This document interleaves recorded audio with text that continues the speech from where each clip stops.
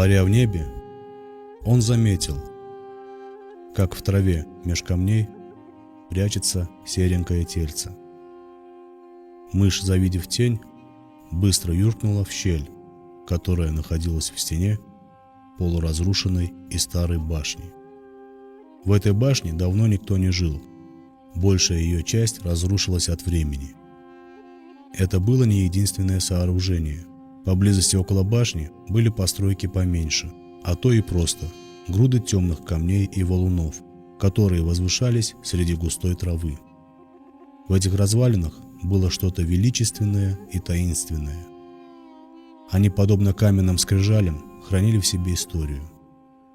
Историю о людях, живших здесь, в этой суровой и красивой горной стране. Тень медленно плыла на запад. Там, в ущелье, на верхушке дуба, двое голодных птенцов в гнезде ждали ее, и когти сильнее сжимали свою добычу. Из тьмы веков. Идрис Базоркин.